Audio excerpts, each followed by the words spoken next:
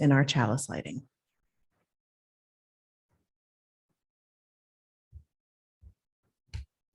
Good morning and welcome to First Parish, Kingston. We're very excited that you're here on this snowy, beautiful morning, depending how you look on it. Whether it's your first time or your 101st time or more, please relax, as Emily said, and join in our service this morning. And we're going to begin with the chalice lighting. And these are words by Reverend Molly Brewer.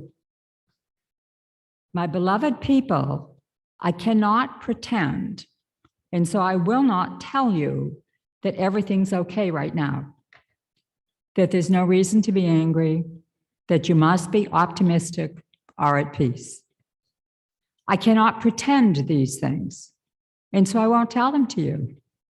But now our chalice is lit, and so all I ask in this moment is that remember the words of Rebecca Parker.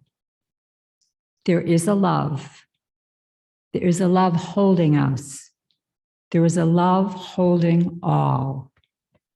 By the light of our chalice, let us rest in this love.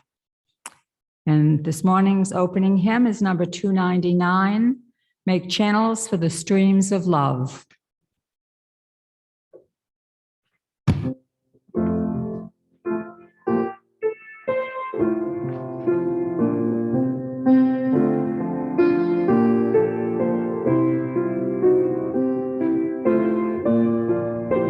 Please rise in body or in spirit. Thank you.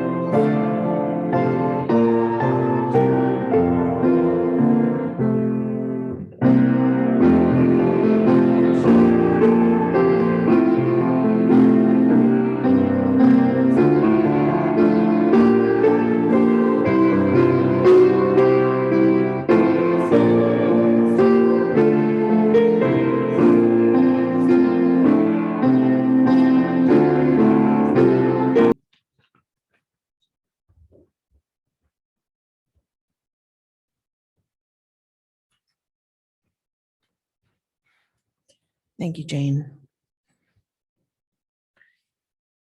Will you all join me in prayer?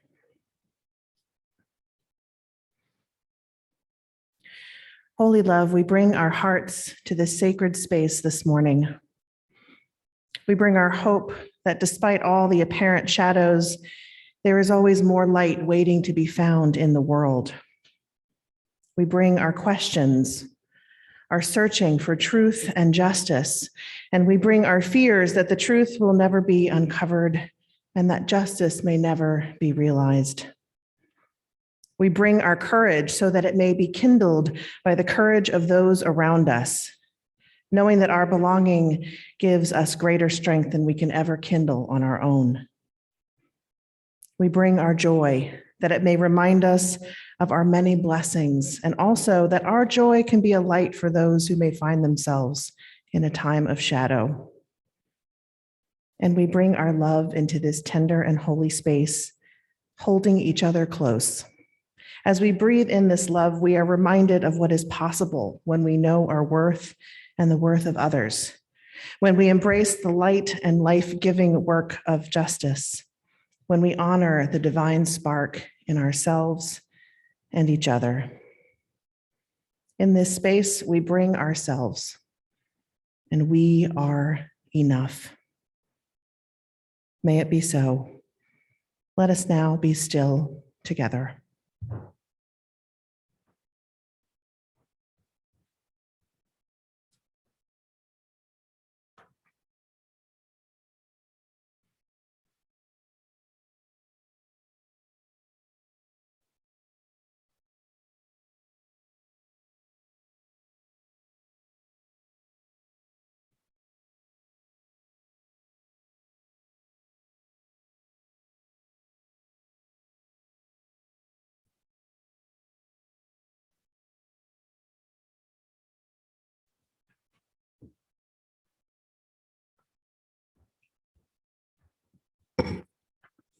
This morning's reading is from 1 Corinthians chapter 13, verses 1 to 13.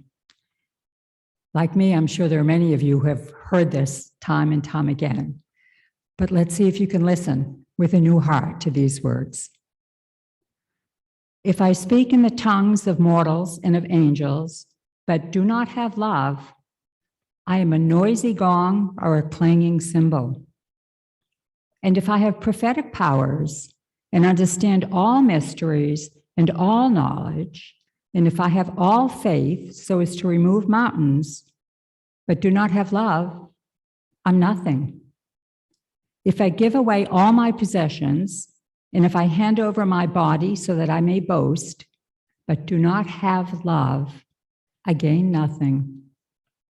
Love is patient, love is kind, love is not envious or boastful or arrogant or rude. It does not insist on its own way. It is not irritable or resentful.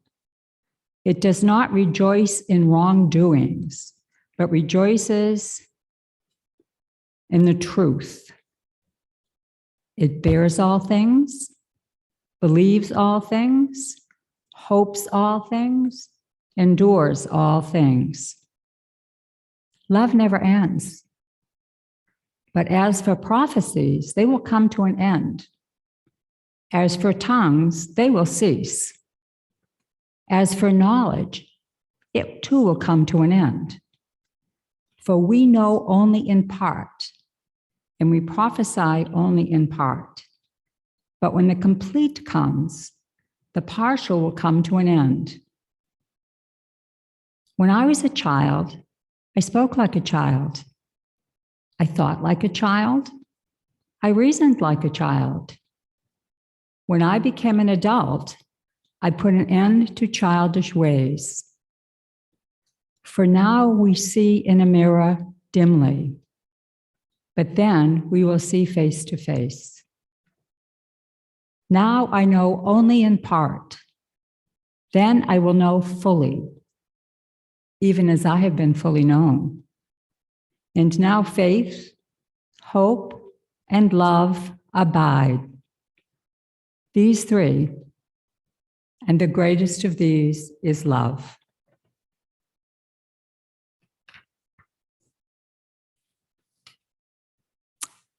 All right, now it's time for our offering. When we give, we say yes to something we value. In this congregation, we take up an offering each week to say yes to the values of our UU faith and yes to this beloved community. Together, we use these gifts to serve with even greater love. Please give as you're able. Today's offering will be gratefully received. Our offering anthems is one of my favorite called Seasons of Love, with words and music by Jonathan Larson.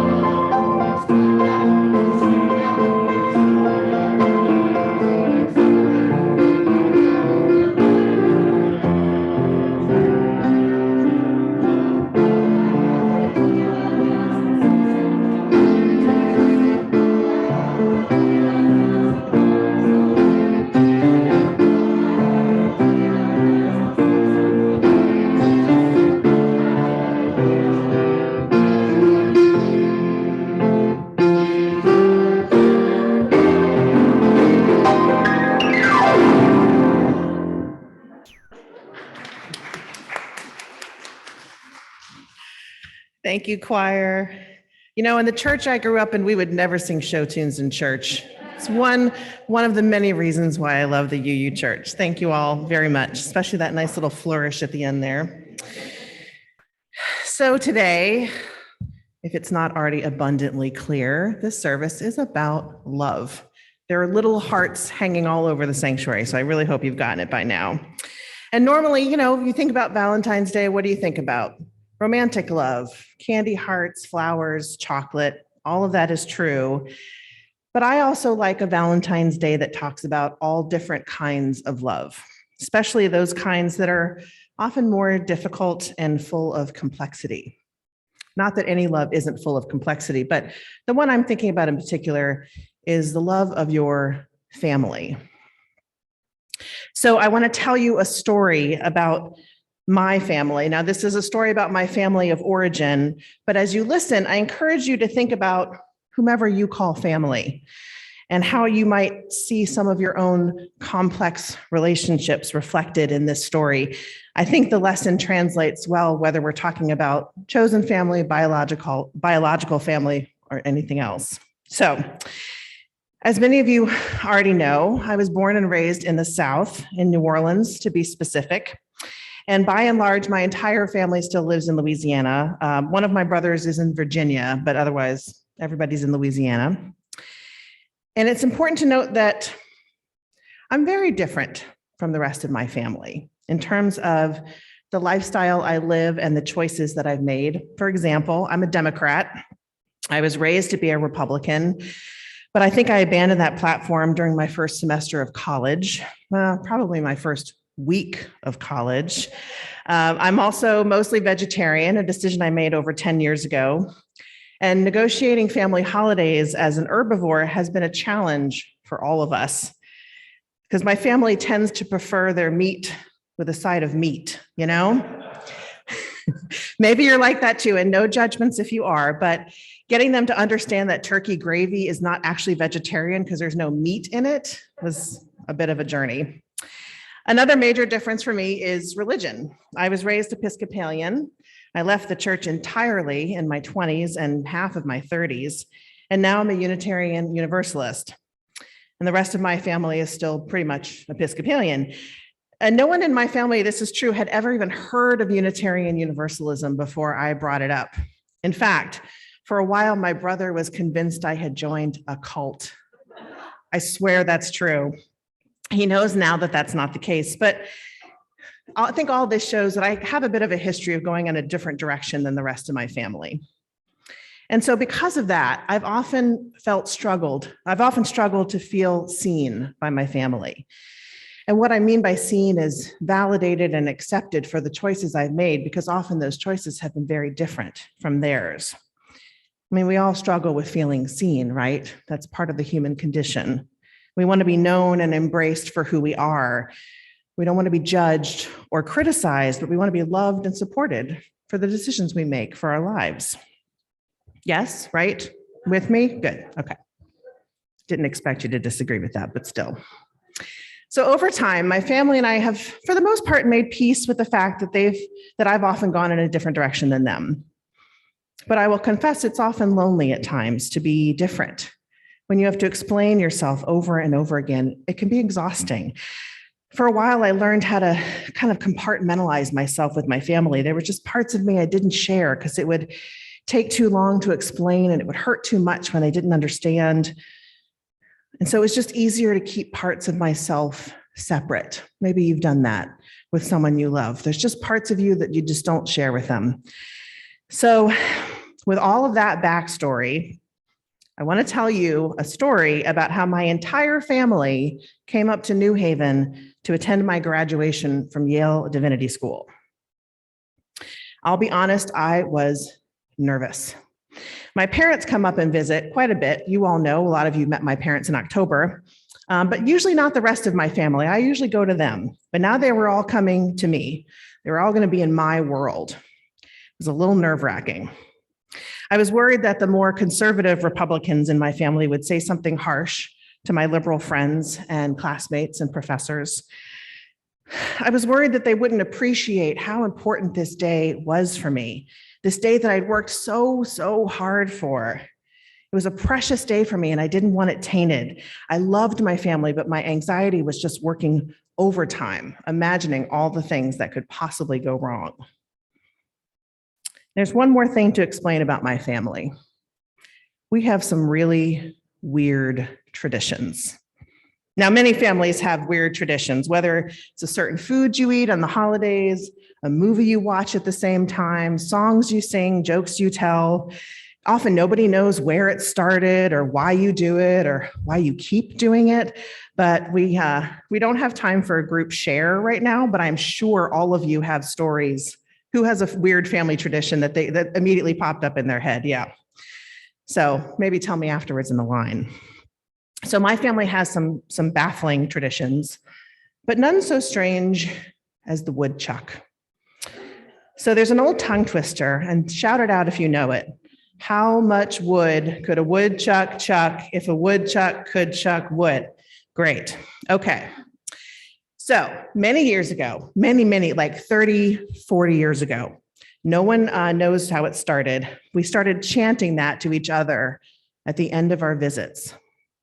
So, okay, a little bit of context. When I was 10, we left Louisiana. My family and I moved to South Florida for my dad's job, and we would drive back to Louisiana for Christmas every year. And one of those Christmases, we were backing out of the driveway on our 12-hour drive back to Florida, and someone started chanting, how much wood could a woodchuck chuck if a woodchuck could chuck wood? By the end of it, we were all yelling it. My dad honked the horn. We all yelled, huh, really loud, and we drove off. And now it is part of every single goodbye in my family. We've done it at airports, train stations, hotel lobbies, outside of my freshman dorm when my parents dropped me off for college, out there outside the parsonage when my parents drove back to the airport, everywhere. So now it's graduation day at Yale. Our service was held outside on this interior quad at the Divinity School. It's a big, beautiful green space with trees and grass. And to receive your diploma, there's two sets of stairs going up to the chapel. You walk up one side, they call your name, you get the diploma, you shake hands with the dean, they take your picture, and then you go down the other side. So I'm in line, slowly making my way up the stairs as they're calling people's names. And thus far, the family visit has gone pretty well. Everyone's excited for me. There hasn't been much in the way of drama, because there's always a little drama, but there hasn't been a lot of drama. They still don't understand why I want to be a UU minister, but they understand what Yale is, and they're very proud of me. And as I'm climbing those steps, I admit to myself that I'm proud of them too. And I'm glad that they all came up to witness this moment for me. So I reach the top of the steps, and they call my name, and I reach out my left hand, and they hand me my diploma. This moment I've been waiting for. I've been working really hard for 3 years. I'm finally holding that piece of paper in my hand. It's really one of the high points of my entire life, I have to say. I reach out my right hand, and the dean is in front of me, and we shake hands, and he looks me in the eye, and he smiles, and he says, "Congratulations, Emily." And I want to just freeze that moment. It's this pinnacle of achievement that I was so proud of. So I'm standing there, shaking his hand, looking him in the eye, and then I hear it.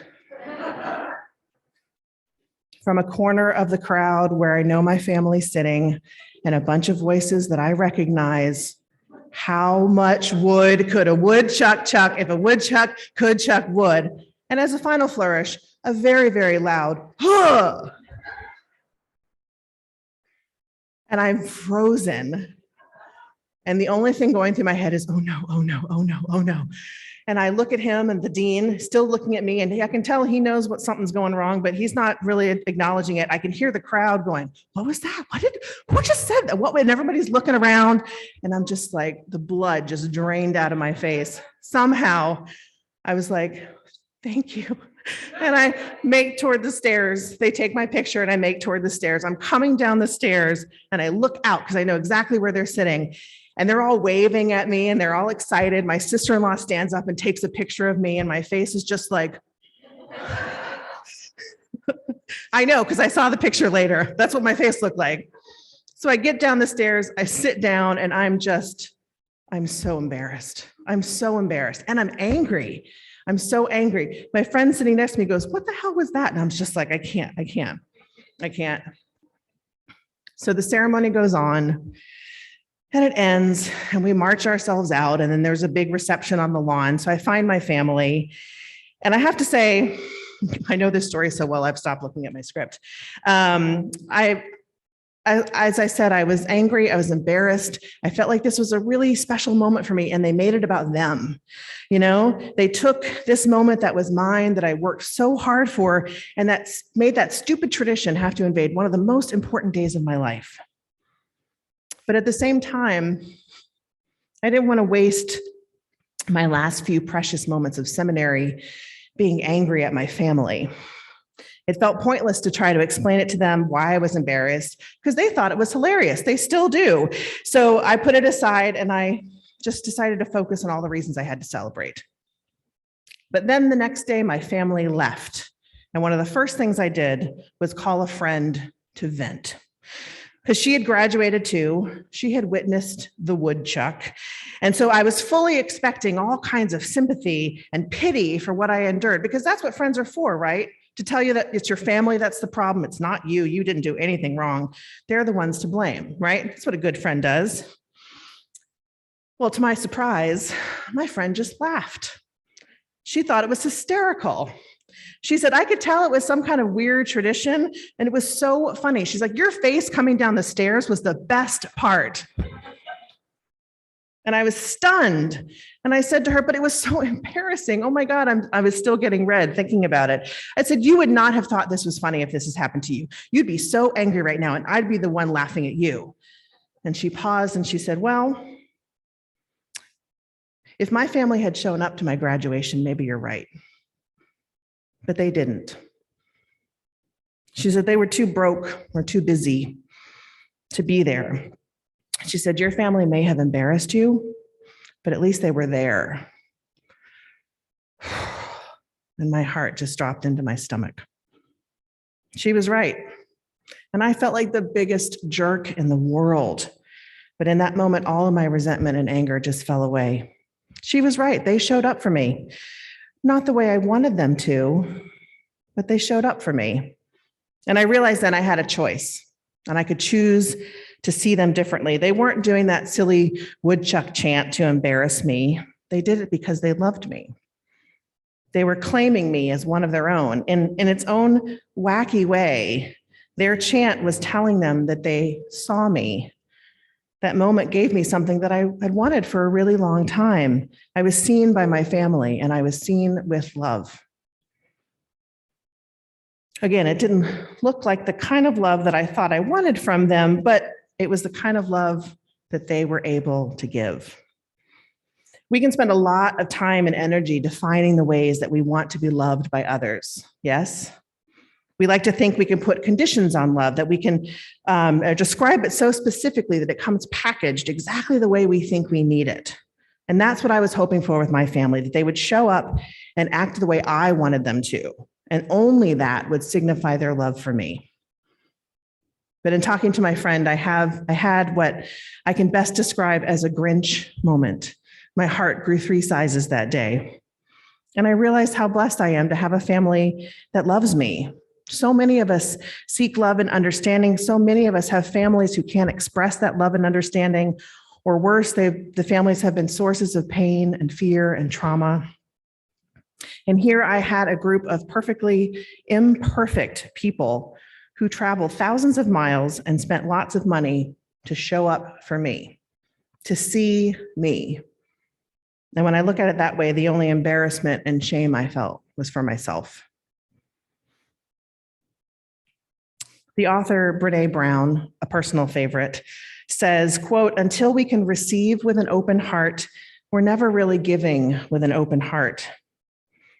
And I want to ask all of you, how are you able to receive love from other people? Have you ever thought about it? It might seem like a weird question, but on this Valentine's Day, I urge you to think about that. There are countless ways, big and small, that people can offer their love to us. And some are so small we miss them. When you get a compliment from a friend or a stranger, that's a form of love. When you get that compliment, do you just wave it away or say, oh, they're just trying to be nice? It's not true. That's them telling you that they love you. Maybe not the stranger, but the friend, you know what I'm saying? When someone texts you to ask how you're doing, that's love. When someone hugs you, oh gosh, I miss hugs, that's love too. How much more love could we see if we started paying attention? My experience at graduation taught me to start putting down all the expectations I had about my family, to start accepting them for who they were and embracing their love for me on its own terms. To learn, that's how I learned to love my family. And maybe that love looks not at all like what I wanted, but it's the love that is, and it's a blessing to be received. So how does love show up for you? Who are the family in your life who show up maybe not the way you asked for or hoped for, but are there nevertheless? Can you find ways to embrace what they're able to give? Because my friends, the Rolling Stones said it best. You can't always get what you want, but if you try sometimes, you might find you get what you need. May it be so. Amen. Please rise in body or in spirit and join us for our closing hymn, number 1021 in the green hymnal, Lean on Me.